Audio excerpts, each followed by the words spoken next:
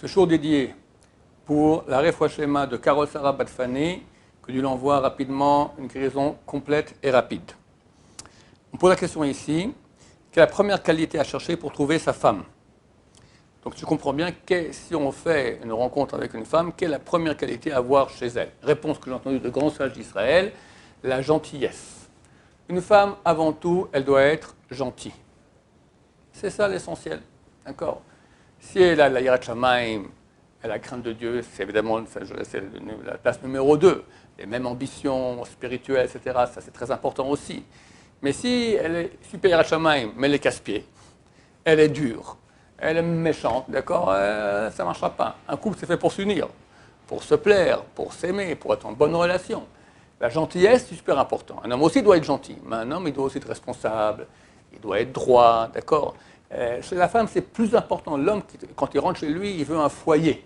Un foyer, c'est une gentillesse, voilà. C'est quoi? C'est un bon plat aussi, d'accord. Je ne sais pas, ta femme s'occupe de toi, elle a fait à manger, la maison est bien rangée, c'est râteau. Oui, mais s'il y a tout ça, mais il n'y a pas le don d'âme, qu'elle n'est pas gentille, avec des mots d'estime, des mots d'amour. Elle est gentille en 2 mots, d'accord. Ça se voit assez rapidement dans un chidour. On peut voir assez rapidement si quelqu'un il est gentil ou pas, ça se sent, d'accord. On demande un peu aussi comment est la relation avec la famille, avec les copains, les copines, d'accord. Si c'est une femme avec les copines, pas avec les copains, etc. On peut essayer de voir, et ça se voit au bout d'un moment, une femme à quel point elle est gentille ou pas. Je pense à mon avis, mon humble avis, que c'est la première qualité. Après, comme j'ai dit, il faut aussi voir qu'au niveau religieux, on s'entend, on est au même niveau, s'il y a un déséquilibre, c'est super embêtant. Parce que la Torah, comme on a fait un cours dernièrement, le but du mariage, c'est apprendre à s'écraser. Alors, je peux m'écraser sur beaucoup de choses. Elle veut aller à la montagne, je veux à la mer, allez, on ira à la montagne. Elle veut aller voir ses parents, moi, j'ai pas envie, on va voir les parents. Elle veut maintenant un rideau rouge, moi, je veux un vert, on a un rideau rouge. Elle veut manger des pâtes, moi, je veux de la soupe, on mangera des pâtes. Ok, sur tout ça, on peut s'écraser. Mais, sur la Torah, d'accord? Elle veut, chasse shalom, aller plage mixte. Je peux accepter, jamais de la vie. Elle me fait une scène de ménage. Impossible. Elle veut une école pas trop froum, d'accord, light, quoi, mixte aussi, hein, Hachem Ishmael, d'accord. Je peux accepter. Mes enfants vont être complètement chaos. Là, c'est beaucoup plus dur d'arriver à une entente. Donc, il faut absolument qu'on ait les mêmes ambitions, les mêmes buts, les mêmes aspirations au niveau religieux, d'accord. Je me suis dit très souvent, on veut mettre un bat de chouva avec quelqu'un qui est religieux de naissance. C'est à éviter d'habitude. Pourquoi?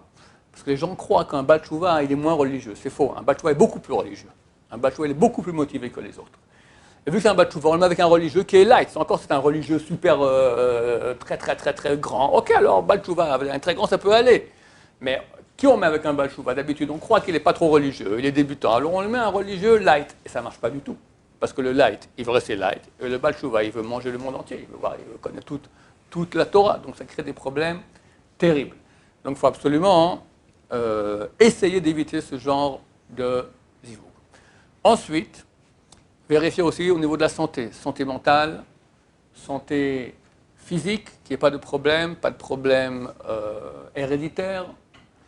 Et ensuite, ça existe aussi, le physique. Bien sûr, il faut voir aussi qu'elle nous plaise. Et hélas, les Français ont vu dans leur vie tellement de photos de femmes qui n'existent pas, qu'ils ont arrangées de façon virtuelle, qu'ils s'imaginent qu'ils vont la rencontrer en vrai. Et encore à 50 ans, il n'est toujours pas marié le type parce qu'il attend qu'elle arrive un beau jour.